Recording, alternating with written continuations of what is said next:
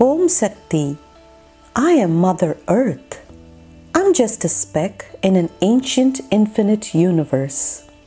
Even though I may be insignificant in the vastness of this universe, I am the harbor of one precious bubbling energy, life, and I am proud of it. Cosmic intelligence has selected me as his treasure to harbor that source of all feelings. I am blessed and cannot ask for more. My identity is being a selfless, compassionate, and nurturing life. In this age of extreme technological advancements, increasing levels of global pollution, and natural devastations, my health is deteriorating and my identity is falling apart. Nobody seems to care.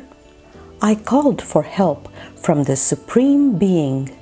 That cosmic intelligence has descended as an avatar, answering my call for help to restore my identity. That being is bangaruammaglobal at melmaruvathur, and he is my only hope for my resurrection. OmSakthi.